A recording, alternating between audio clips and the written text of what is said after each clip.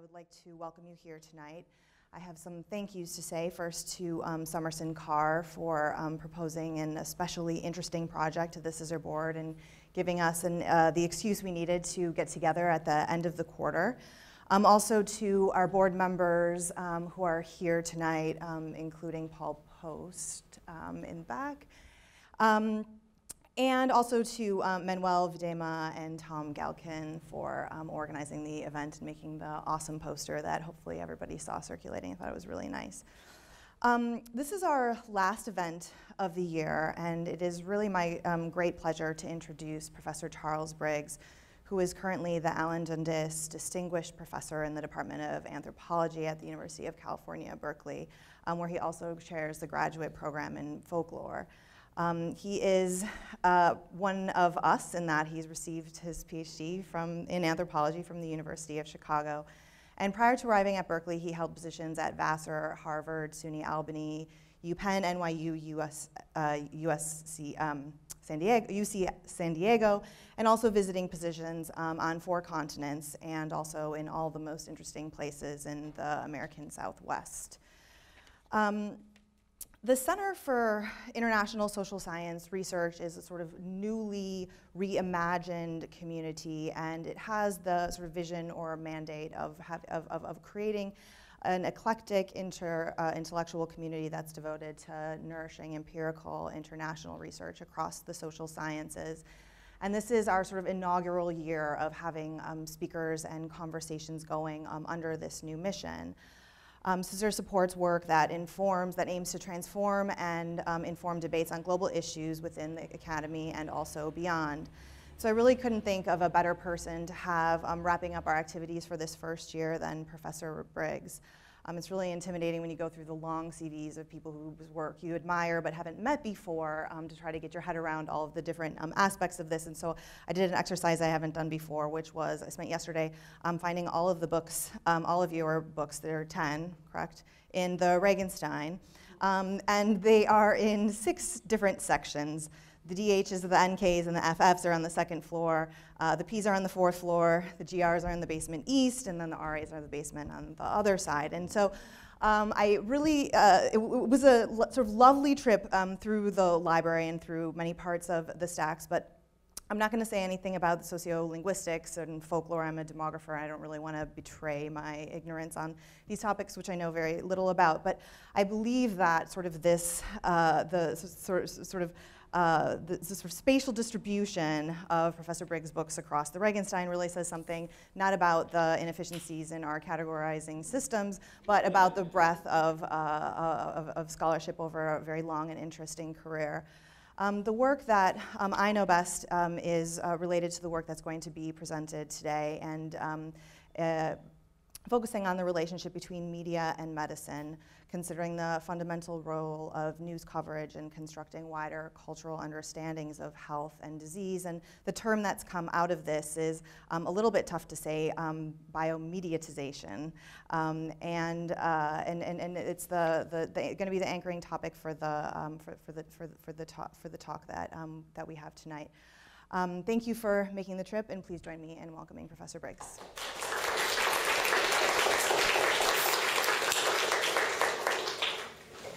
Thank you so much for that wonderful introduction. Not only have I been classified, but I've been repositioned within the geographic space of Regenstein Library, a place in which I inhabited approximately 20 hours a day during some formative period of my life, which is great. Thank you so much to Summerson for the invitation, and also to Manuel for the wonderful help in terms of bringing me here. So let me then launch. By the way, it's interesting, given the scope of the project, this is a book that's primarily about the United States, even though the larger research project took in a lot of Latin America and some of Singapore.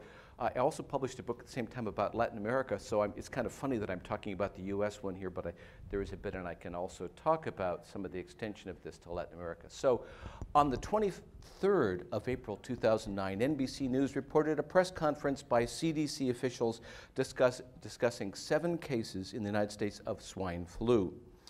The New York Times lead health reporter Donald McNeil also followed the story. The relatively short article that he published was similarly undramatic. The following night, swine flu was the lead story on NBC Nightly News. NBC's lead news used ominous and anxious music and shots of laboratory technicians in space suits. This is known in television talk as a package, with an introduction by the anchor, a report by the leading health reporter, Bazell, portions of the CDC acting director, Richard Besser's news conference, and then an exchange between the anchor and the reporter. The affective production of concern and worry, drawing on the voice of an academic expert, projects uncertainty. We know little. Things could be bad. Experts are working to come up with, to answer questions. For television, which is known to present simpler stories, this is remarkably expansive and complex.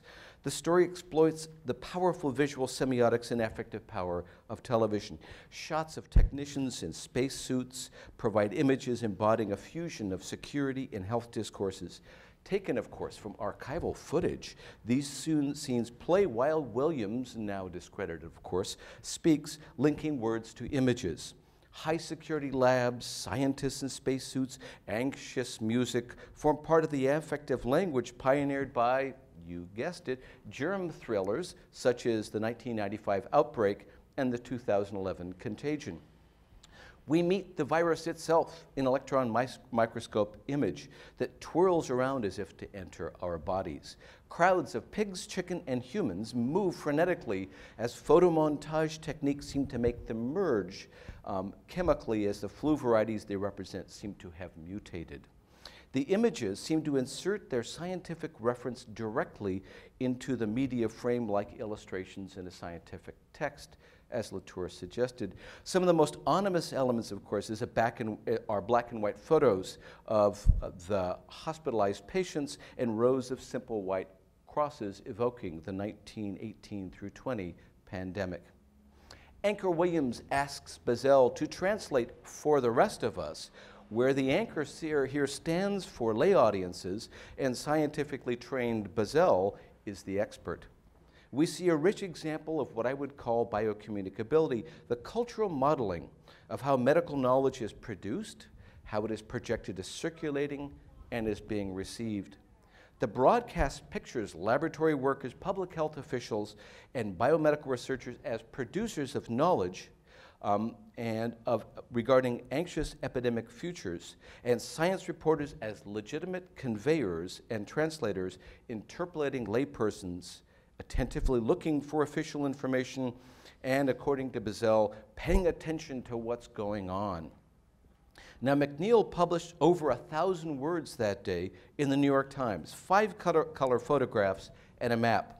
Co-authored by the Mexico correspondent, the article featured similar narrative elements, but expanded the geography of swine flu or H1N1 to include Canada. McNeil presented more detail on the genetics of the virus, the 1957 and 1968 H1N1 epidemics, 2003 SARS cases in Canada, and the distribution and lethality of H1, H2, H3, and H5 viruses, and the specified corporeal guidelines of Mexican officials to refrain from shaking hands or greeting women with a kiss on the right cheek, as is common in Mexico, therefore introducing an element of cultural reasoning. The story uses statistics extensively, citing WHO, the World Health Organization's figures for Mexico, and recapping the epidemiology of the 1918 through 20 epidemic. McNeil quotes flu virus expert Webster as projecting the affective effects of WHO's potential action. This would really raise the hackles of people around the world, and echoing Bazell's suggestion that a sense of alarm could lead to public overreaction. Now, the article and broadcast are simply astounding. The previous day, H1N1 was a relatively minor story about 8 US cases. By 24 April, the virus had not only become a dominant news story, but had jumped to the top of public health agendas and seemed to require major commitments of funds and resources. It contained the elements that would dominate debates over swine flu or H1N1 for months. Subsequent stories often took up one or more of these elements individually by mapping their shifting geographic, temporal, biomedical, and epidemiological trajectories. Some later stories focused on what the Times characterized as the name that flu game, because after all, swine flu didn't really, with the pork industry, get along too well, and therefore they had to rename it, and therefore also there were some stories focusing on the role of the media itself in constructing H1N1. In addition, of course, to public health officials' exhortations regarding hand washing, stay at home when sick, and so forth. As is common in the life cycles of epidemic stories, there was a shift from alarmment to containment of fear. The story shifted again in August of that year when H1N1 vaccine gained center stage, partly due to anti-vax networks. Now, I would not want to jump from there to global coverage of H1N1, although I have actually studied that, because some regional and national differences are apparent. I've looked at, let me refer, however, in particular to the Venezuelan coverage because it's the only other place where I've actually done ethnographic work as well on this particular story. So at the time, 2009, there was a mediatic war, as they call it, between the Chavez government and the opposition commercial media. And at the same time, health was one of the major sites of battle between the government and the opposition, partly because of the commitment on the part of the Chavez government to take virtually no access to public health for the vast population living in poverty, 60%, and provide public health coverage and free access to medical treatment for every Venezuelan.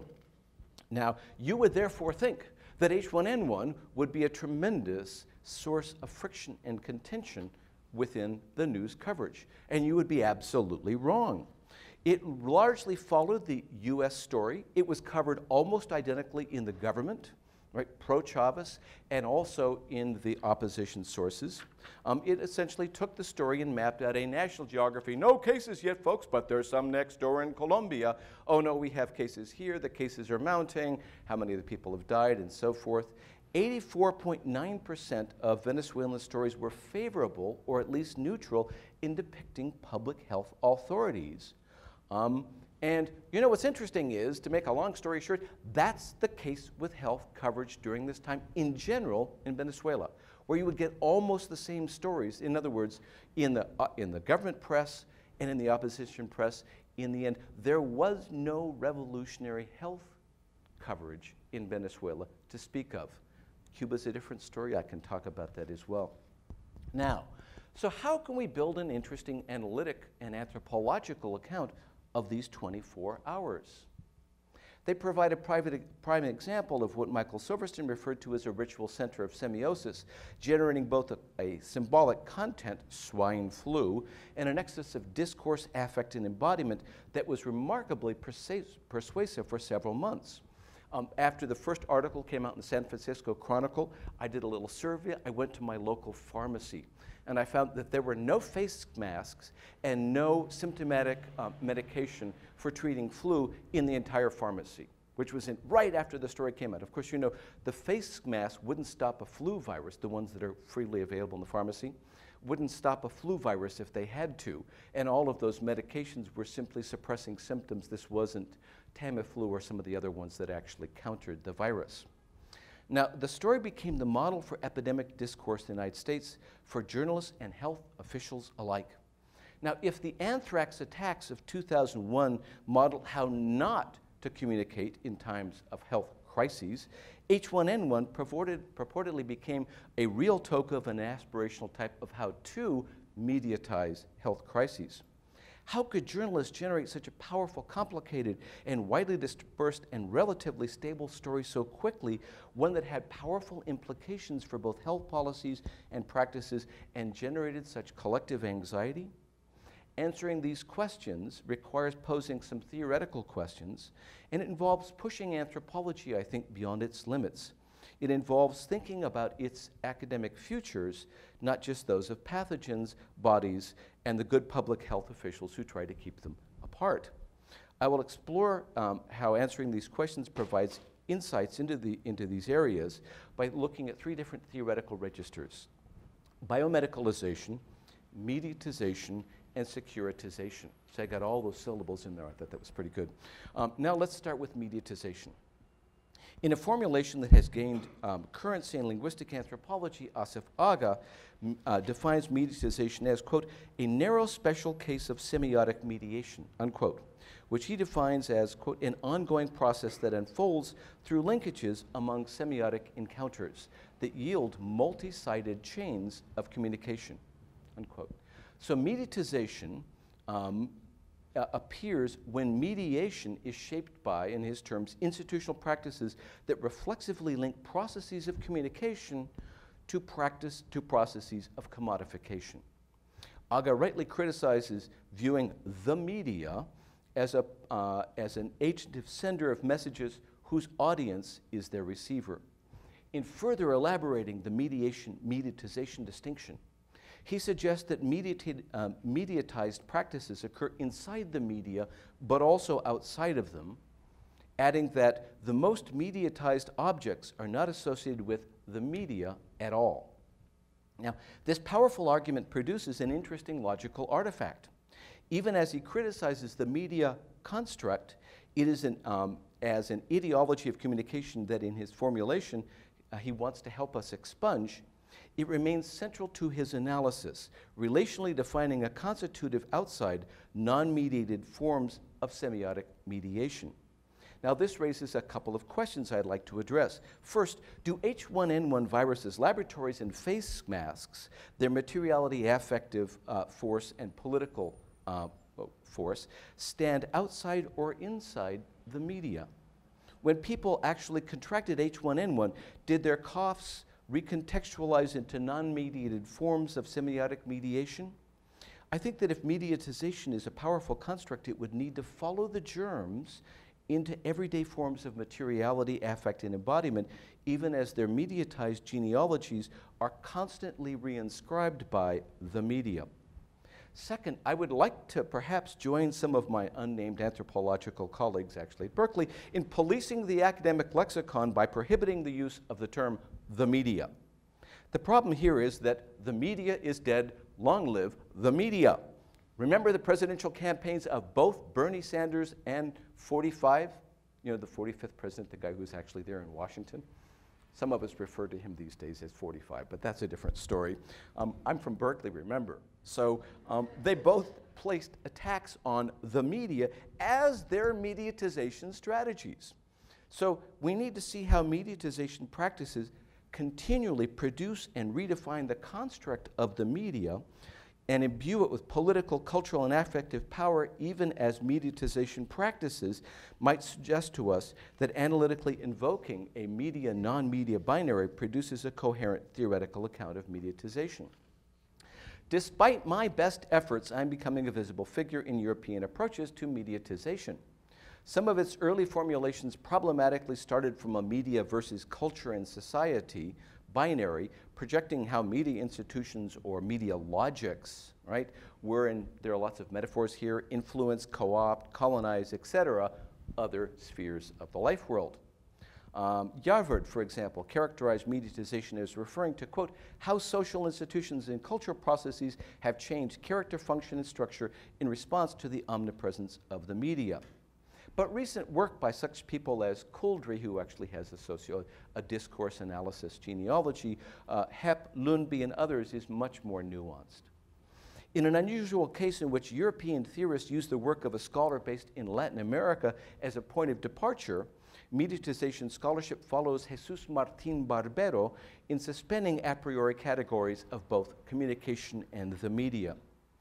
Where Martín Barbero argued, we have to lose sight of the proper object, the media communication, in order to find a way to think of the movement in communication, communication in process, and how society is produced in that move. Scholars are interested in how spheres identified as media are constructed ideologically as autonomous, yet simultaneously embedded in such fields as politics, religion, etc.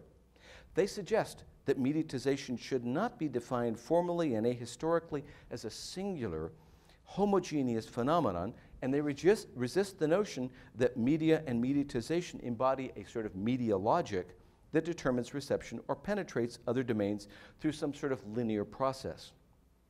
Stressing the heterogeneity of mediatization and rejecting universalistic and evolutionary perspectives, scholars note how such conceptions produce, in Hepp's terms, a model of functionally differentiated society in which the media are a specifically institutionalized society system, unquote. Now, lest you think that I'm leaving Berkeley to become a doctor professor in some European department of media studies, let me point out some key points in which I think that this formulation falls short of enabling us to tackle the analytic task at hand. Work on mediatization gets beyond notions of the media and the idea of colonizing religion or politics, but it does constitute a colonization of other analytic domains by media studies, largely advancing its own theoretical and methodological habitus to be able to somehow encompass and explain these other life worlds. As such, it fails to capitalize theoretically on its own analytic insights by failing to engage with theoretical work that has unfolded in recent decades in academic domains which have been critically transformed in these other worlds, politics, religion, or in this case, health. As such, this kind of disciplinary boundary work produces common sense understandings of politics, religion, and the like, and fails to generate productive theoretical dialogues. My own work not only took mediatization studies across a formally insurmountable disciplinary boundary, actually to think about health, but brought in work in medical anthropology and sociology, STS, critical epidemiology, social medicine, and other areas, with a long analytical Latin American genealogy here. And methodology becomes theory here, if you will pardon me for invoking another binary that I actually hate. Much of this work on mediatization, like Couldry and Hepp's new book, The Mediated Construction of Reality, is a classic systems building akin to Giddens or Luhrmann. It seldom gets obstructed by any close encounters with actual processes of mediatization. It is fueled largely by examination of media objects and at a distance and macro-sociological accounts of social change. Ah, what a difference ethnography can make. This brings me to the second theoretical lens, biomedicalization. From the early 1970s, much research in this area was dominated by notions of medicalization. Quite parallel to early formulations of mediatization, medicalization refers to the increasing colonization of other domains, such as sex, exercise, and violence, by biomedical perspectives and practitioners. STS scholar Adele Clark traces a rough shift roughly in the 1980s to biomedicalization. You can see how you have to be able to put together lots of prefixes and suffixes to be able to make any headway in these things here. The greater interpenetration of biomedicine with other social structures such as the industry, the state, and the mass media in her terms, and the increasingly central role of science and technology, the proliferation and diversification of flows of biomedical knowledge through public channels, and the growing internalization of this process in identities and modes of self-construction. Parallel to recent accounts of mediatization, the relationship between what had been framed as biomedical and other spheres is more intimate, more open-ended, and more mutually constitutive. Like mediatization, biomedicalization is enacted in a number of sites and pursues a variety of often contradictory logics. It is similarly not dominated by a single capitalist logic, but is shaped by multiple capitalisms, playing a fundamental role in shaping their ongoing transformation. From evidence-based medicine to the new orientation of humanitarian global projects around metrics, to the transformation of bodies, diseases, and racialized populations by genomic research into data points and sources of value that can be translated, circulated, and ordered in information libraries. And here I'm thinking both of Vincent Adams' work and my colleague Aiwa Ong's new book, which is just great. I recommend it to you. Datafication is just as central to biomedicalization as it is now to mediatization. But now medical anthropologists have pushed beyond broad generalizations, and in some cases, the US-centric focus of some work along these lines, to build analytics on close ethnographic encounters with particulars. Joe Dumit's Drugs for All provides an excellent example here. By redefining bodies not as essentially healthy but as inherently ill, creating markets for pharmaceuticals prompts treating not just health problems or risks, but possible future risks. So you take a pill now because in 20 years you might have a risk. In the end, he suggests, quote, it is marketers, not scientists or clinicians, who decide what information, knowledge, and facts are worthy, unquote. Dumit's field work with marketing consultants traces their role in shaping the creation of diseases, research on molecules, clinical trials, professional publications, appeals to physicians, and advertisements. Dumit suggests that pharmaceuticalization is guided pervasively by market logic, imposing forms of commodification that in such a way that, quote, the entire humanistic thrust of medicine is gone, unquote, replaced by pervasive orientation towards creating and expanding markets. Now, I would like to ask some questions. You kind of got my rhetorical style down here, right, of this robust ethnographic account.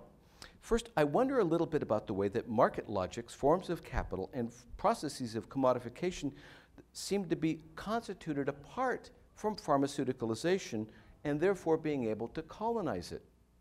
Mozzarella suggests that forms of commodification emerge in advertising are complex, heterogeneous, and not entirely encompassed either in their production or reception, that's another of those nasty binaries, by singular market logics. Sundararajan looks at how pharmaceuticalization helps to produce multiple capitalisms as much as commodified bodies. Second, Dumit uses news stories as key sources, focusing on their referential content. He seems to miss the way, however, that many marketers have journalism or media studies degrees, not just MBAs, as well as many of them having graduate degrees in science or medicine at the same time. He seems to see news stories as products whose content can be transparently interpreted apart from the complex mediatization processes of which they form only the most easily accessible manifestation. Here he is surely not alone. Much work, or most work, I would say, in STS and in medical anthropology follows suit. Take the opening lines of Latour's famous We Have Never Been Modern, in which he begins with modern man's form of prayer, reading the daily newspaper, and through a loose summary of several articles, he launches the book, but somehow he misses the prominent place of media, objects, professionals in the actor networks he analyzes. Somehow there were never any journalists in any of the laboratories that he visited, which would distinguish them from any laboratory that I've ever visited. Finally, let me briefly address the rich anthropological literature on security, which has detailed how specters of atomic and now biosecurity transform U.S. notions of citizenship, nation-state relations, embodiment, geopolitics, and technosciences through powerful affects of fear, turning conjurings of imaginary futures into inescapable presence. A host of anthropologists have focused on the way that notions of biosecurity turn newly emerging infections and the threat of weaponized microbes into massive infrastructures that install their own future crises.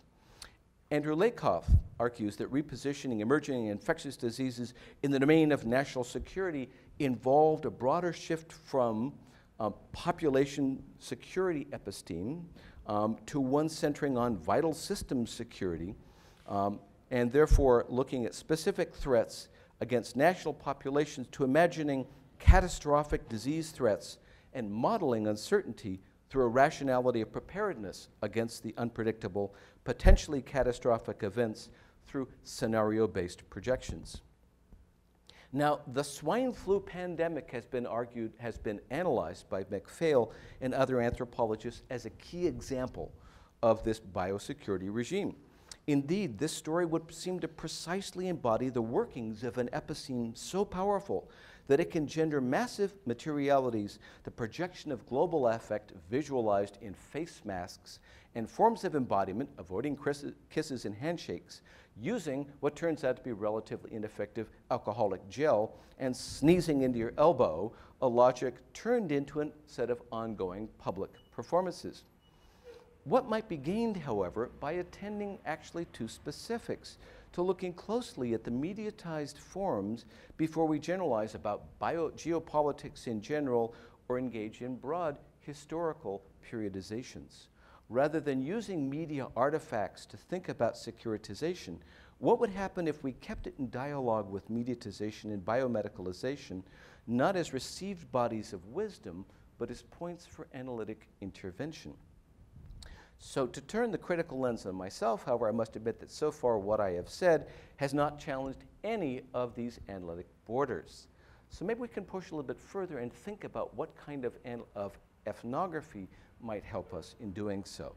So with Daniel Hallin, a very well-positioned media studies scholar at the University of California, San Diego, we engaged in this study of health news, which merely took us a little 13 years, partly because we started doing this and we had absolutely no framework for making any sense of what we were looking at or why it was that what we were looking at seemed so interesting and that everybody else seemed to look the other way. So we managed to work with people in a range of different countries, including initially Mexico, Ecuador, Argentina, as well as the United States, and then more recently I've been working in Singapore, and we've been working in Norway and Italy.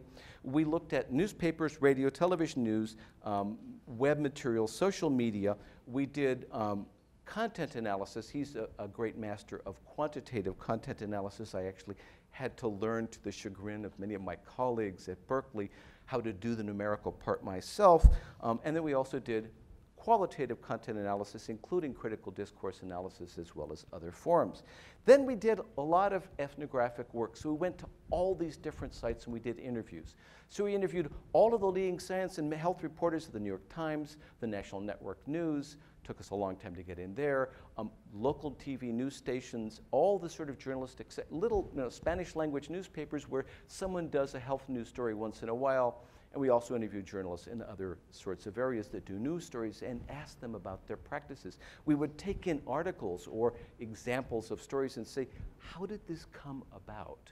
Then we also interviewed all of their sources, public health officials from health ministers, county public health officials, the director, Richard Besser, was the interim director of the CDC, who's an interesting guy. You know, he started off as a pediatrician, was the head of pediatrics at UCSD, was also a television health journalist at the same time in San Diego, trained in epidemiology at the CDC, and then directed basically their sort of terrorism unit for 4 years before becoming the interim director. Then he became the medical correspondent for ABC News, National Network News, for a while. And you know where he is now? Gotcha. He's the president of the Robert Wood Johnson Foundation, one of the most important visible positions in that area in the country, right? So, but you know, then we also did a lot of, we interviewed everybody we could find. We did lots of stuff as well in terms of ethnographies and all these sites, and then tried to follow people around with phones and newspapers and television sets and think a little bit about what are they doing with this material. You can see partly why it took us a long time. So what's the mediatization story behind this story? Here's some fragments. On 23rd April, McNeil filed this story about strange cases of flu that were showing up in Texas and California. They were odd, but no one had died, so it wasn't a big story. Nevertheless, as he put it in an interview, the nature of being a journalist is that you're looking for new angles on things. So in that vein, he had been watching accounts of flu cases in Mexico. The CDC did not seem to be on top of the situation. There was only a conference call on those flu cases, and so he spilled his hand, which he almost never does, about the story he was developing and said, well, what about Mexico and what about the samples that were set up to Canada? And they said, we'll get back to you on that, which they never did, right? So so CDC officials then started repeated inquiries from a prominent health journalist at the National Reference newspaper, whose stories often spark conversations in newspapers around the world and in other media, seemed to have pressured the CDC to biomediatize the cases differently quickly. What McNeil did at that point was to create a binational biomediatization process, enlisting Times reporters and people in Canada as well to be able to link scary images of crowds in face masks into this ongoing story of a new flu virus. The sense of an impending pandemic emerged as they juxtaposed these different cases and the statements with experts suggesting that there was something to be afraid of. That is, they put in process a much larger process of biomediatizing flu. McNeil told me they first began to look for the emergence of this new pandemic in April in respect to a blog from a scientist named Neiman, who collects material on viruses and disseminates it in that way. His blog post put together a warning by Canadian health authorities who had processed initial Mexican samples about an unusual respiratory disease circulating in Mexico with a high fatality rate with those cases that were circulating, which were reported by the CDC from the United States. Neiman is tied into a complex and extensive biomediatization process that emerges in websites maintained by both professionals and by amateurs, as well as to flutrackers.com, which collects information that is, of course, already mediatized. Note that this vast network for mediatizing the flu has designated the sorts of objects that it will produce and circulate in advance, flu specifically, and epidemics or pandemics. This broader frame of objectification and scalar measurement were already written into the biomediatization processes that started by framing this particular event, leaking it to 1918, 1957, and 1968, as well as SARS, bird flu, and other pandemics. Thus, the process of biomediatization that might seem to be the work of reporters like Bazell or like McNeil actually involved complex relationships between a number of distinct sites and processes. Within media institutions, biomediatization involves complex collaborations between reporters in different locations, editors and producers, photographers, camera persons, as well as the graphics persons who are responsible for the online version of the maps, the track cases, and lots of hits. A great deal of this work takes place elsewhere, as also carried on by scientists and officials in national and international public health offices, other government institutions, and so forth. Indeed, it is a rare health institution in post-industrialized countries that do not have reporters and public relations on staff and that do not train scientists and officials how to speak to the media and rehearse them before they go on the camera. That's partly why I began working in Singapore, because when I began there, that was not true of Singapore, even though it has one of the largest life sciences infrastructures in the world. Indeed, such internet-based early warning systems as the Global Public Intelligence Network monitor media sources such as newswires and webs and internet traffic for Google and Yahoo searches, and harness texting and microblogging in conducting influenza surveillance itself. Thus, the business of flu tracking now relies heavily on mediatization itself, not after the fact of detecting an outbreak, but the very possibility of tracking flu itself.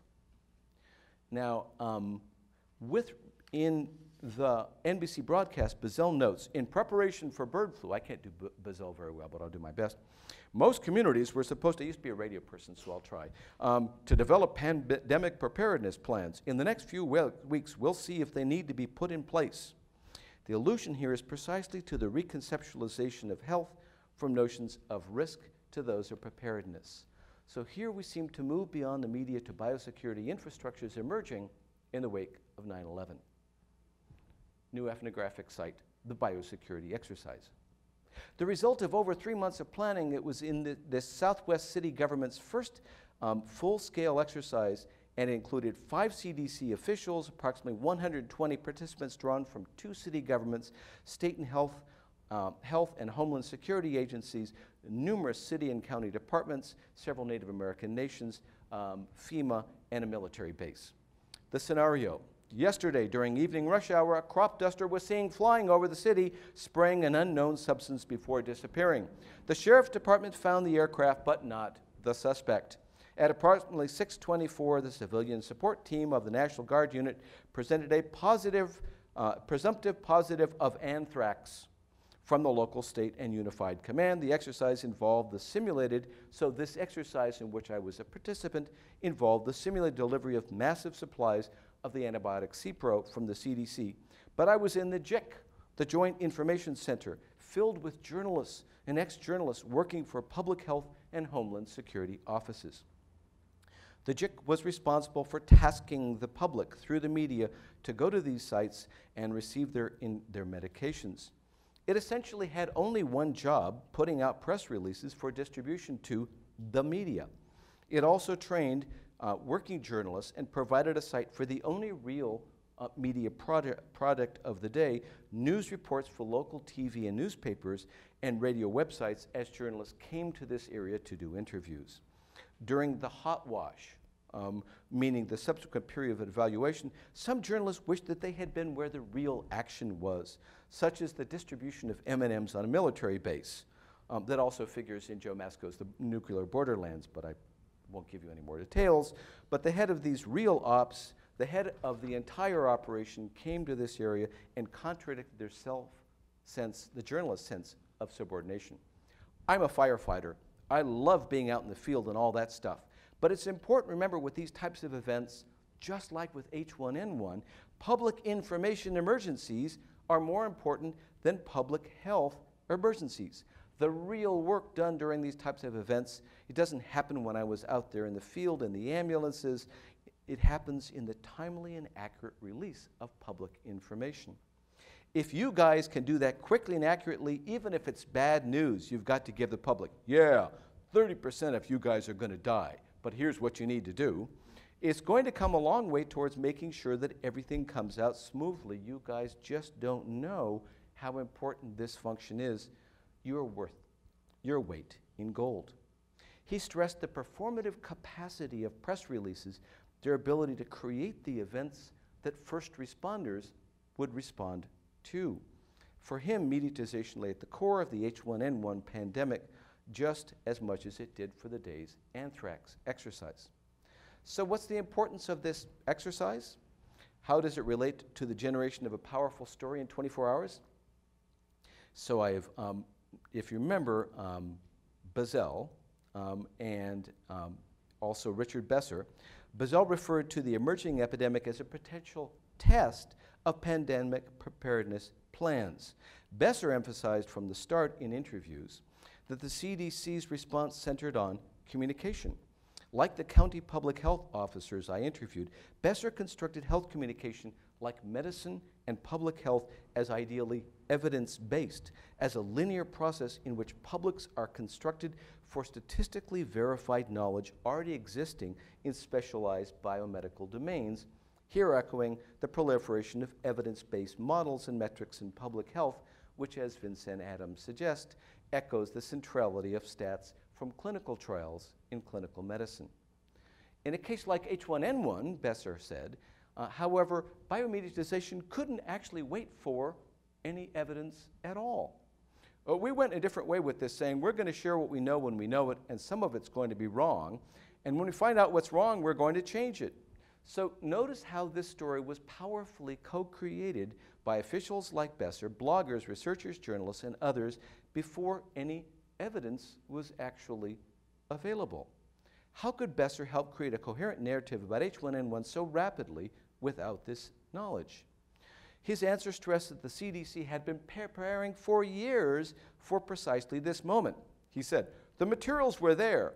They had to be modified because we've been planning for bird flu, and this was pig flu, but that's very different from starting with an unknown infection where you may not have any materials at all, meaning press releases and press kits and so forth. Here we had the messages around the flu, so it was a matter of figuring out and tailoring rather than simply starting from scratch, right? So, and he emphasized that really communication was all the CDC did during the early days of the epidemic, even as it was making massive commitments to divert public health funding to H1N1.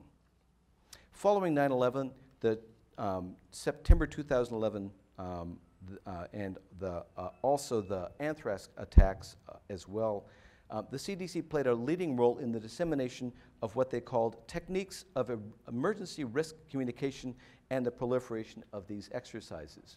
They have a manual. It's great. You can get it online or you can get the copy by free. They want everybody to read it, and it provides you with the greatest sort of sense of semiotic ideologies and how to perform that I've ever seen. So it says, don't over-reassure, acknowledge uncertainty, express that a process is in place to learn more, give anticipatory guidance, acknowledge people's fears, all right, and express wishes. I wish we knew more. and give people things to do, right? Right down from President Obama all the way through the public health officials, and all of the leading journalists perfectly embodied these principles of emergency risk and crisis communication. Bazell told us, well, I've gone to the CDC and other places and universities and sat in panels on this stuff. And certainly with regard to H1N1 and the threat of pandemic bird flu, there have been conferences about that, so we know how to respond with these scenarios. As Besser put it, we've been exercising around pandemic flu for years, and the CDC had given states and locals millions to exercise on flu. Moreover, we had included, this is Besser again, had included reporters from some of the major media outlets in our exercises so we could get a better sense of what kind of things they'd want to know. From the get-go, we really worked hard on them. How might these connected dimensions of ethnography provide a more critical understanding of biosecurity and its mediatization? Now, I used to get depressed thinking after I'd come up with something that seemed really new, and then realizing that Bakhtin had said the same thing decades before. But now there's a new source of critical engagement, of finding out that somebody has preceded you. So I don't know if you were able to see this, but this was the critical deconstruction of H1N1 news by a particular media figure.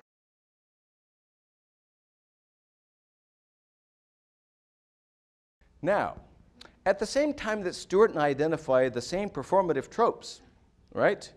Pretty clever, don't you think, putting myself next to Jon Stewart? Our analysis is somewhat divergent.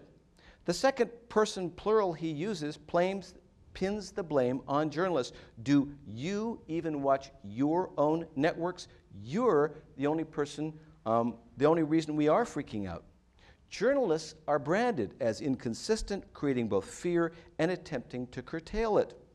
What I've suggested, however, is that this contradiction is not the product of bad journalism, but a foundational feature of preparedness performances, one co-created by health and media professionals. The airborne bullet virus segment, with its elements of Mexico bashing, faults journalists for failing to accurately portray epidemiology. He's got basically a 2x2 table. Here's the focus of the news coverage. Here's the epidemiology.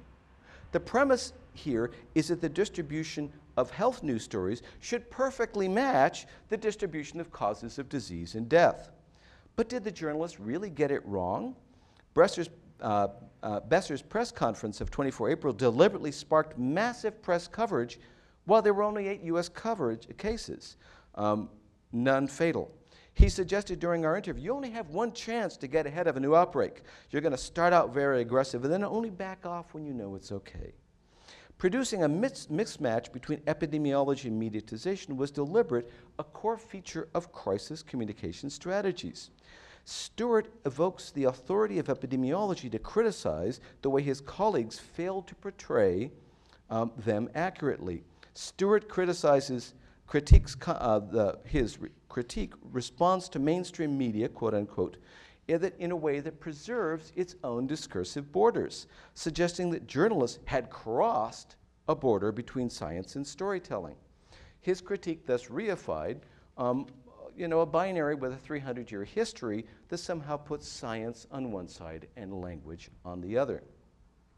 Let me rather start with thinking about how we might be able to challenge these sorts of foundational oppositions, and in particular, how they continue to shape anthropology by looking at this examination of an object that seems to have health news, that seems to have previously evaded anthropological and media analytics and also analytic inquiry.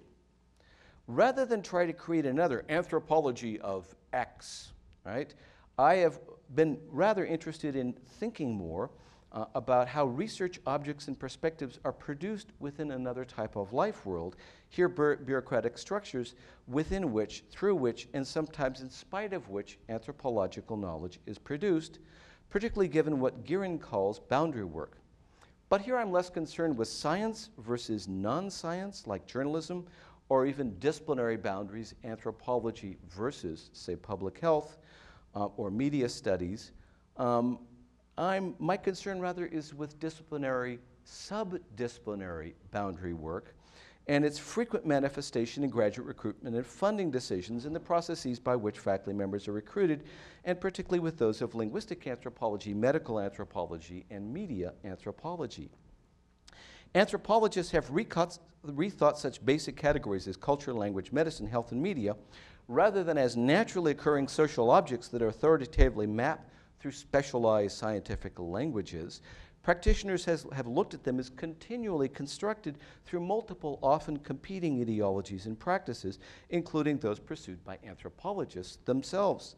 Linguistic anthropologists have taken language or semiotic ideologies and the hegemony of referential reductionism as part of their stock in trade, just as medical anthropologists examine medicalization and medicalization, the tenacious assumptions of biomedicine, and the constitution of definitions of biological citizenship, life and death, through technoscientific assemblages such as organ transplant.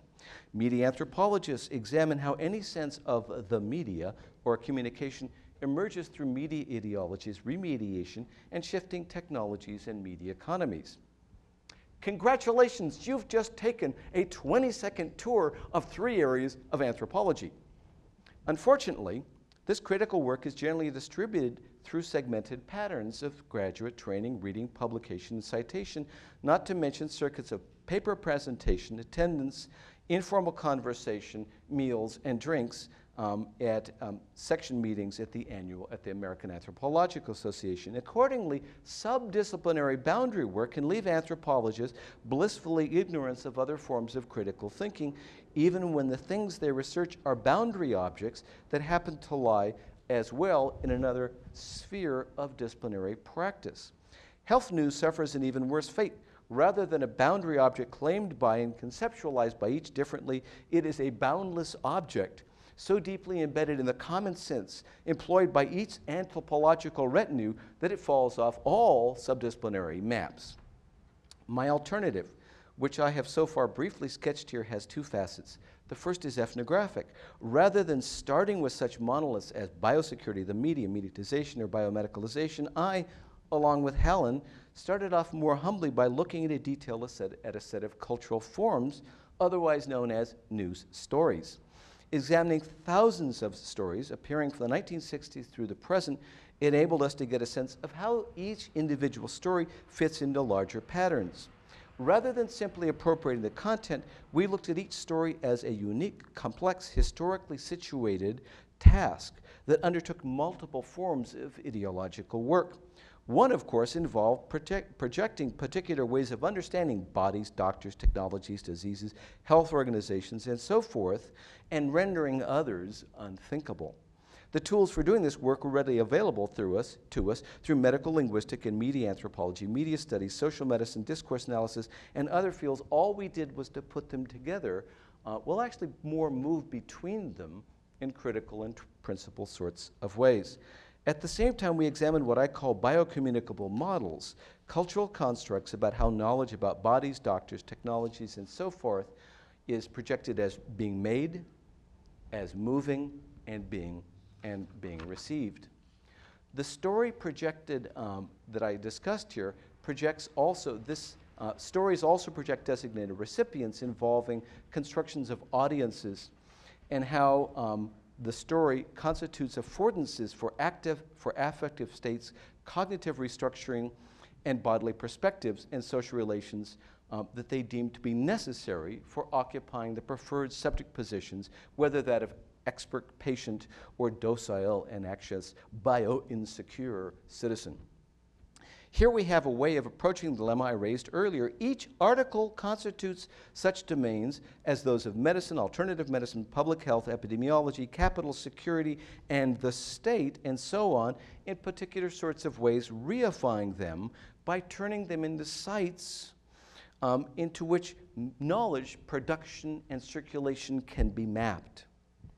Affects and ethics just seem to follow as much from communicable positionalities, from doing your assigned role within these spaces or violating that particular role, as from features of the objects and subjects conjured by the referential content. The media is thus largely conjured through its absence in most health news, as journalists seem to be objective observers watching processes that only they can map through their complexity. Stopping here, however, with the media analysis, would have helped bring the media back to life at the expense of any deeper understanding of mediatization. Ethnography rather enabled me to locate the sites from public health offices to research labs to hospitals to newsrooms to media consulting firms where the H1N1 story was made. I traced the role of journalists working in the CDC, local and state public health offices, clinics, pharma and biotech companies, and health professionals in the process. Biomediatization, as I refer to it, involved public professionals learning to think in the temporalities that involve press deadlines and the discursive practices that enable the health professionals to get their message into the media.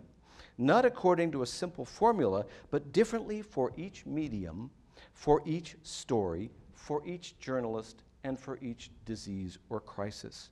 Journalists learn to adapt to health temporality, as when we look at pharma and biotech journalists learning to develop forms of slow journalism to map biotech and pharma projects that may take 10 to 15 years to unfold and in which 99% of projects fail. Like Bazell, many of the journalists have science backgrounds, and their fascination with scientific and medical as much details, as much as in meeting deadlines and generating revenue, drives their journalism. If journalistic ideologies and practices help to shape the making of such objects of wonder as swine flu, then those associated with making, marketing, and and also biomedicalization are always already as well multiple and shifting, moving between entertainment, watchdog functions, public service, self-help, and other journalistic orientations. The H1N1 story beautifully illustrated the logics of crisis, vulnerability, and uncertainty in biosecurity literatures, but making H1N1 as a new biosecurity regime was also shaped by communicative ideologies and practices. Herein lies, I think, the challenge for anthropology. How can we do forms of ethnography that lead us to explore analytics that help us to decenter the common sense understandings that populate the domains we encounter? The purported success of H1N1 biomediatization rested on what we might call, what might well be, after nuclear civil defense, the most widespread and expensive rehearsal process in the history of the planet. One that trained journalists, health officials, politicians, researchers, hospital and clinic administrators, and even an anthropologist to produce discourse about any new biosecurity crisis through a shared set of words, affective projections, vocal characteristics, bodily postures, and images. How can anthropologists, however, not fall so fully in love with their ability to identify such powerful convergences that they paper over the multiplicity of logics, practices, and affects that populate these domains that we continue to divide, the complexity of the ways they intersect? These questions I certainly can't answer today, but I hope at least to have demonstrated the value of finding objects that resist efforts to keep them within the bounds and self-fashioning analytics that push anthropologists into productive and help to move anthropologists into more productive and disconcerting conversations. Thank you.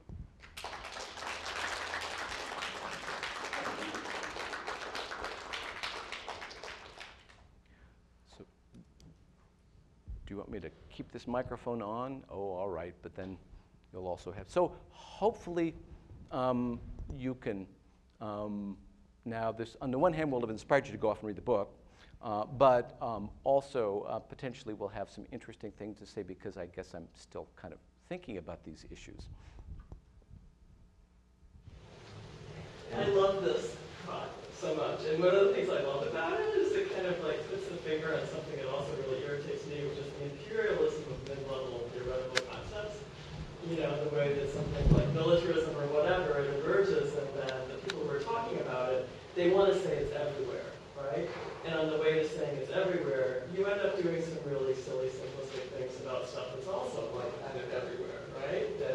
you know, there's a way in which you hold stuff steady so that you can show this thing invading it, right? You know, so anyway, I just love that part of it. But I have a really trivial question. One of the things that caught me when you were playing the news story was the banner, the thing underneath, where it says, like, you know, Michelle someone won $1,000 by finding the secret word. You could win too.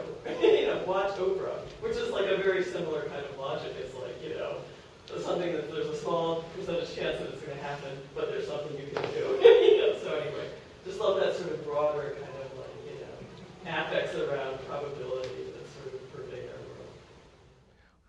Well, you know, clearly this is all embedded in the way in which, I mean, if we look at pharmaceuticalization as itself transforming capitalism into multiple forms of capitalism that are themselves, in some sense, influenced by pharmaceutical logics and vice versa. I mean, here we have, I mean, clearly the media embed with capitalism. Yes, so absolutely. And you know, what's interesting is what kind of story can we tell? And in the end, I love Dumit's book, but I don't think there's a single logic of capital which explains how this operates. Yes, I mean, you know, most of the places where I did field work, the newsrooms, the health news, they don't even exist anymore, right? Even though this is the third largest segment of the US news business, but of course it's migrating, right? It's going different sorts of domains. You know, Kaiser News and other places now produce a lot of that content, which then gets published in these sorts of journals. So it's really interesting to think of how, but in the end, so how do you do that kind of field work? How do you think about ethnographically, all right, about the sort of capitalization of these vastly shifting media spheres? I mean, how did we even think about, you know, bringing in social media and thinking about how these platforms are migrating at the same time that, you know, anything about health is moving? And I think that that is a wonderful, so here, the biomediatization of the big health scare of 2009 is itself partly structured by, you too could win $1,000. So thanks for picking that out. Charles, I really enjoyed your talk, and I'm not an anthropologist. So I guess my question is that in your talk, you gave some very powerful critiques of the subfields that have emerged within anthropology and offering ethnography as the method that's most generative for the kinds of work that you're doing. But you seem to hold anthropology constant and unchanging and hegemonic in some fashion. I wondered why you didn't challenge anthropology itself. It is a 19th century during the University category. And in this moment, as you were talking about all this change in the development of subfields. We're a 19th century German university. Well, we shouldn't be. But I hope he's in the 21st century. So I get your point. We are. Well, I don't know, Ramon. You published in cultural anthropology, so your credentials, your non-anthropological credentials, are not entirely clear along those lines. But that's a very good. By the way, I almost never. I hate sort of speaking for the nation or talking to the nation. I almost never speak to anthropology. So actually, this is in some ways a very much a non sequitur for me. I do think, however, actually what I'm trying to do is to think precisely about a way in which anthropology would be engaged differentially, both first of all, as opposed to being the sort of sum of its small little tiny hegemonies added up together. I mean, we all get along nicely as long as you don't take any of, well, you're a sociologist, that doesn't count, but you know, you don't take any of my marbles coming from over here, like any of the graduate slots or you know, faculty positions, but really actually thinking about how is it that anthropology might in some sense be part of the contemporary world. Frankly, not everyone listens to us, and that's one thing nice about working in medicine and public health. You know, they say, oh, an anthropologist, great, and? Yeah. So really actually, I mean, I lecture in medical schools, and you know, you can begin with 300 medical students in an auditorium at the beginning, and if you don't say something that they find interesting, by the time you finish, 30 minutes later, there are like 30 of them maybe left. So it's interesting to think about, you know, what it is the nature of this engagement. On the one hand, so I'm not interested in reifying the discipline of anthropology. I'm interested in thinking about its own analytics in relationship to how it is that we investigate the world around us, and to be able to actually shake up some of the disciplinary sort of operation. But I will say that, just as I made a case for the media, right? To see that, right? So we can't, Everything's mediatized, so we don't need the concept of the media, but on the other hand, it gets produced all the time, and it has tremendous power. Well, so in some ways also, in terms of our own sort of embodied practice in the way in which we train graduate students and so forth, at the same time we critique and try to be able to engage notions of anthropology, I do think sometimes, I guess it's a strategic essentialism to be able to think about. I guess I would say that I'm trying to engage in a form of strategic essentialism. At the same time, most of what I've said actually is coming from other sorts of disciplines, or at least half of it, as well as from anthropology. Thanks. One of the things that I'm thinking about from what you laid out is about all the different forms of expertise, and perhaps some new ways that expertise is being produced as Latourian hybrids. And in particular, this category that I guess is what Elena Lemon would call emphatic experts. So that the addressivity, to be able to address an audience or a public in some way about the area of expertise is itself this increasingly important but very hybrid form of expertise, which I think is part of what's coming out of this intersection of what we might otherwise think about as very different spheres. So the need for people who are not just health experts or scientists, but who can communicate it. People who are not just journalists, but journalists who can specifically communicate about these other areas of expertise. So I'm wondering if I'm getting what you're trying to say about that. But I'm also wondering about how that expertise, or those performances of expertise, those messages, and who is the authority behind them, are being received or consumed. And in the case of H1N1, I'm very vividly remembering, in part because of media coverage, but I think in part because of perhaps somewhat distinct channels of communication to my local pediatrician. I ended up spending most of a Saturday standing in a very long, anxious line of parents, getting our children something or another during some point of that cycle, probably that fall.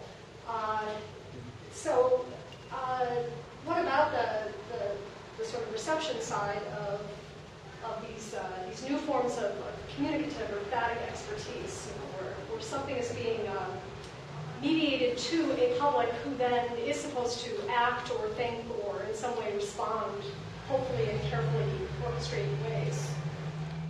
Great question. How long do you have? On the one hand, there's a part I'll probably leave out because I'm here largely at the invitation of somebody who has written extensively about expertise. So I will defer to her largely in terms of thinking about this as a larger problem. I think that her work there is very interesting. That's something we'll be talking about tomorrow. One thing that's really interesting is that when you start getting into this, I mean, we make wonderful big pronouncements, medicine is this way, the media is this way. And the more you get into this sort of stuff, you find out that the way that biomediatization occurs is incredibly different depending upon what particular type of disease it is. This is a health crisis. We looked at two of these types of models that I call biocommunicable models. And the one that you find in every single country that we looked at, right, was, including predominantly in Cuba, was we have health professionals, they produce knowledge, and they're in specialized institutions. Then we have circulators, translators, health communicators. Journalists only came in the 1960s. Before that, trust only your doctor, right? Not your mother, and certainly not the journalist. But now the press, in some ways, is ratified along those lines. And now, of course, pharmaceutical advertising. And then there's this construction of the layperson, right? And in this model, it's as a hypodermic model of a linear, hierarchically organized injection of knowledge, and somebody who either lacks it or is misinformed, right? Now, one thing that is fascinating is that is only one of the models that is out there predominantly in the United States. These days, a lot of health news is organized around a very different sort of model. You as the consumer, you have all of this wealth of information at your fingertips. It's now there on the internet. You can get it through advertising. You can get it from your doctor, but you can read the journals now. Remember, you couldn't even get near a journal unless you were in a medical school until about 20 years ago. But now you can read JAMA or the New England Journal of Medicine over the internet. You can get all of this broader range of sources. You can also look into other forms of medicine. And as a matter of fact, it is now your duty to find out your risk categories, to get all the knowledge that pertains to those, amass that body of knowledge, including from the news media, and then make rational decisions as you go through it as to do what? To consume, right? To consume in a purely self-interested, non-solidarity sort of way. And of course, what's the model of subjectivity? Not only self-interested, but you have entire access to not only all of these informational sources, but to the commodification of health, that you can get any health services that you want. So here, actually, this is in some ways an anti-expertise model, right, of health knowledge in the media. And one thing it was sparked by is, of course, things like the Vioxx controversy. Vioxx, wonderful painkiller, helps a lot with arthritis. Turns out it's no more effective than a lot of over-the-counter prescription pain medicines, and it also might tremendously raise the incidence of heart attack and stroke. So there was, and that Merck was lying about it all the time. They had all of these. You get that for free. Yes, the information, No, the risk. So here, and we knew that so your doctor may be on the take from pharmaceutical corporations, right? This is in the news media now. Mediatization is part of the news media story. So don't really trust your doctor because they may be giving their prescription because they get a kickback. Don't trust the pharmaceutical corporation because we know that they're just after profit. We know they're single logic and they be withholding information. And the internet. Don't trust the internet because we know most of what's wrong. That's a pretty tough prescription. So they're actually doubt all forms of expertise. On the other hand, are laypersons in that model seen as producers of knowledge? They are good patient consumers of knowledge. So I think there are places in which expertise is extreme, and also biomedical expertise. I mean, even Cuba, they say, well, I know more than my doctor does, as a layperson, because after all, my doctor rejects green medicine, but I've read all this health news stuff, so I know all about biomedicine, but I also know about all these other forms of treatment, right? So I think that there are ways in which this actually fits into, these are very different models. It's not one model of biocommunicability. It's just as complex as those practices, and almost all news stories actually have at least two, right? So they might actually have one that's more structurally oriented. Gee, African Americans, right, are more likely to have X, Y, or Z because of structural conditions in inner city, and of course African Americans is a single category, no class, no gender, no race, no nothing, right? And because of, and of course pictured as being within one particular socioeconomic location, and then we'll move into, and then to either cultural models or to sort of lifestyle sorts of models, and then making decisions as individuals. So you have these same two logics that are mixed.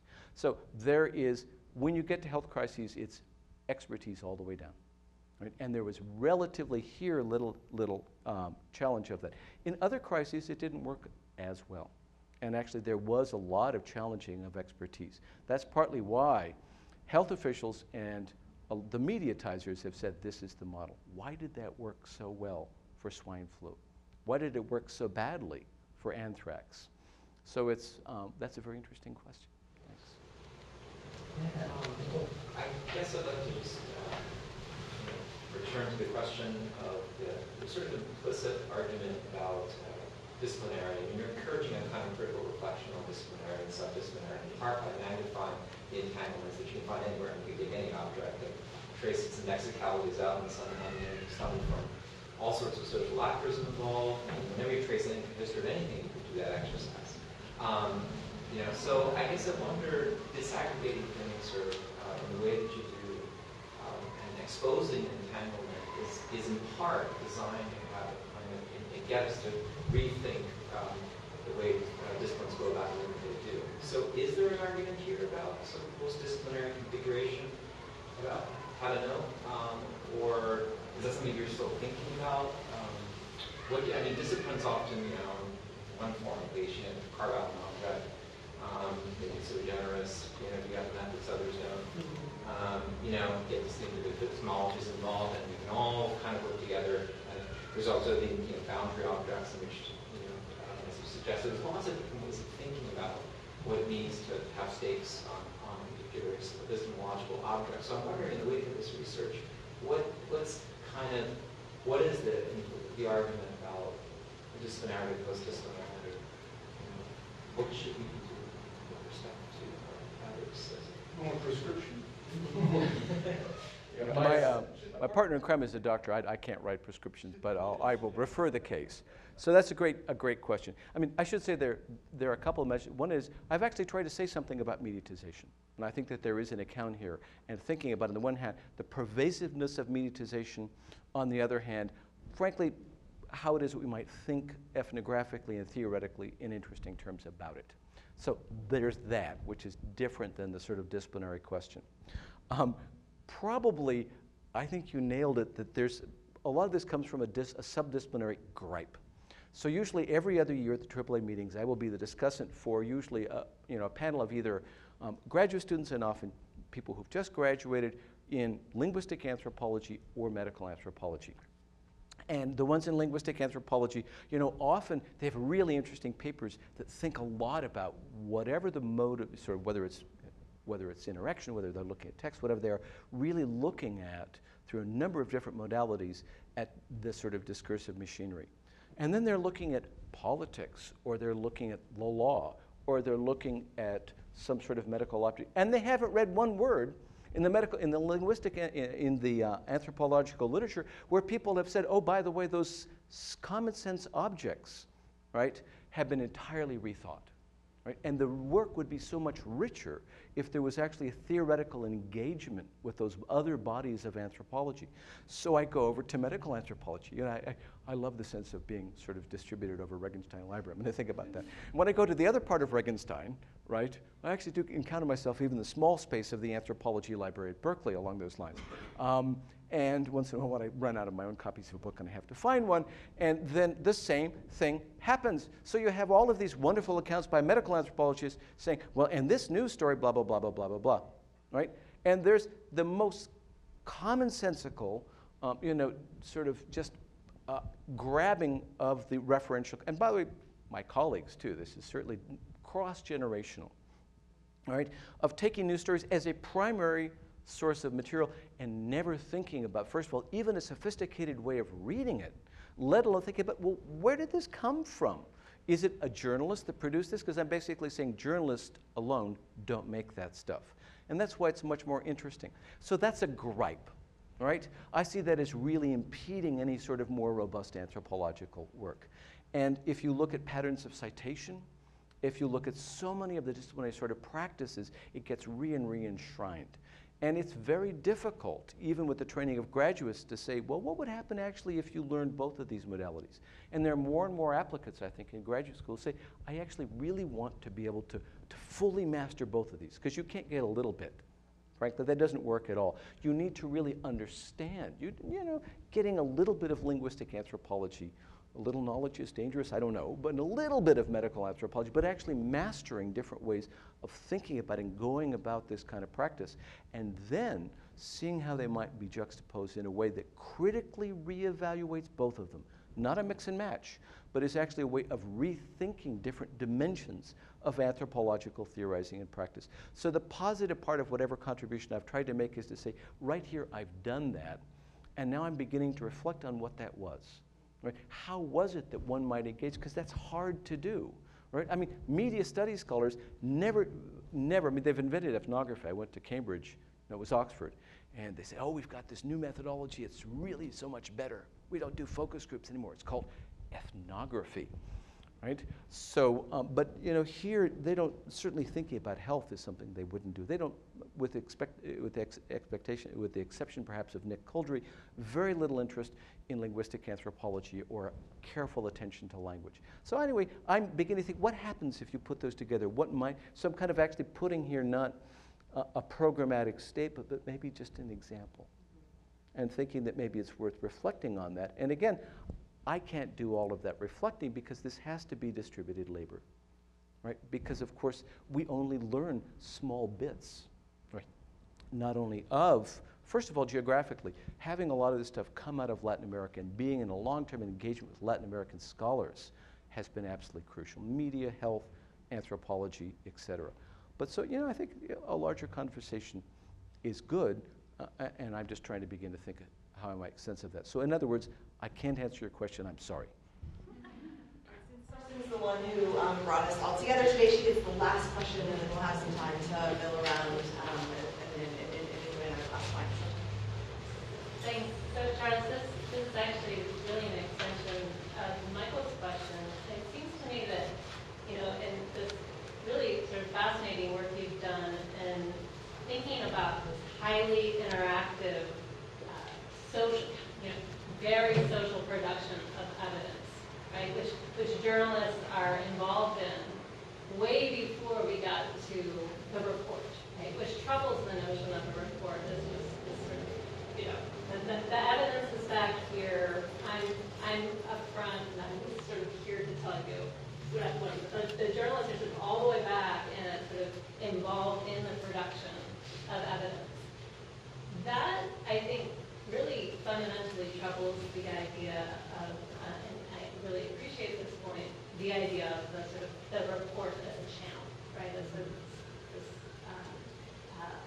of evidence that's produced elsewhere.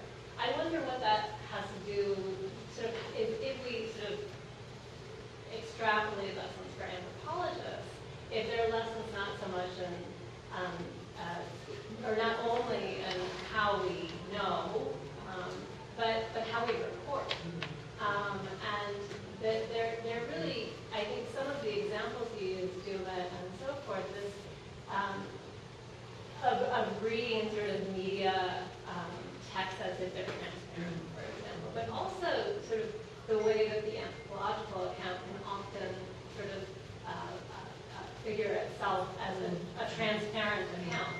So what would it just, this is a larger conversation, but it makes me think about sort of what kinds of anthropological reportage and narrative and so forth might we extrapolate, and might it end up looking something like, I forget what you told us, these media packages, are they called?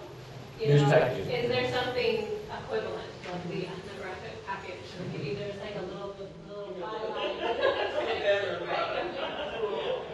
So, again, sort of more food for thought, which might be really curious.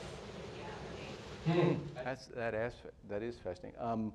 Here, I might actually be able to answer that in some sort of way, but looking at, I guess this is sort of, a bit of other advertising. In that other book I published that called, Tell Me Why My Children Died. So it is actually an account of a report. So here was an epidemic in a rainforest of Venezuela where my partner in crime, Clara Mantini-Briggs, and I happened to be by accident. All the kids were dying. For a year, doctors and epidemiologists couldn't figure out what it was. So indigenous people said, we're going to do it. We're stereotyped as being too stupid to understand what doctors say, but we're going to produce health knowledge, right? He's heard it before. He doesn't want to hear it again. So they recruited us to form an investigative team.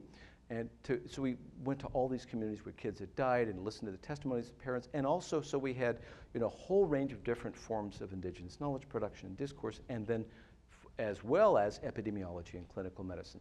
And Clara's an amazing doctor. She figured it was rabies, right? Clinically, it was rabies, and figured out that it was transmitted by vampire bats. So we generated this report, right? Because they wanted to take, the indigenous team wanted to take this report to Caracas, to Chavez, that would say, 38 members of the indigenous Warao ethnic group died from an unknown disease clinically identified as rabies during this period of time, because they wanted, in Judith Butler's terms, partly, first of all, they wanted a diagnosis. They didn't want their other kids to die, right? And we were able to, once you did that, we could say, by the way, really nice if people didn't let bats bite them at night. Build fires under the hammock, put lights on, mosquito nets, whatever. But also, they wanted this to enter into national public health discourse and into the news media, where they always got stigmatized as being stupid, irrational people. So we produced this report. So this book really thinks about what does that mean, and also what other forms of knowledge and reportage did that displace? In the middle, when we were coming up with this report, one member of the team was a healer, stood up and recited the myth of a bat, right? Now, he had actually read De Scola and Viveros de Castro about multi-species and ontologies.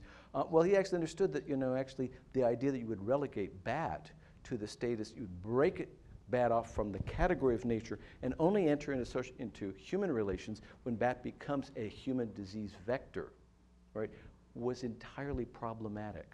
So he questioned the status of this as a report in relationship to its purported and its real function of critique, right? And it was supposed to be as a model of indigenous knowledge production. So, and this actually wasn't, at that point, anthropology. This was a report generated by this team in the book, but sort of thinks about what does that involve? There was a big debate about what it means to be indigenous people in relationship to health, right? At the same time, that what was lost along those lines. So that's very interesting. I mean, one thing we did also, I did an article in Cultural Anthropology, was able to have photographs that they wanted me to take because they wanted people to see them and their kids. Some of the video that I had shot, as well as different ways of coming, was actually not an article that was put in there. So, but, so I think that one thing is there's a lot of experimentation that's going on. And I think that some of the critique of thinking about how knowledge artifacts are made, and made by anthropology, but at the same time, they needed that particular powerful knowledge artifact, that form of expertise that was marked as being expertise, partly because it was coming from a doctor. So that's a great question. And I think that really in the end, anthropologists and others are doing that now precisely by exploring such a broader range of different ways of engaging reports, right? I mean, Gupta's work on India, Hull on Pakistan, and then also the way in which we think about our own reporting. But even now how I intervene with regard to journalists who say, well, I mean, Besser came to a conference that I organized at Berkeley, and he read the book, right? So, what do you say to someone like that who's an epidemiologist, director of the CDC, and at that time a health journalist? So, what are these sort of ways in which we think about fashioning reports? And that's kind of something I'm interested in today. So thanks for your wonderful question. I'll report back to you. Thank you for a wonderful talk. Thank you.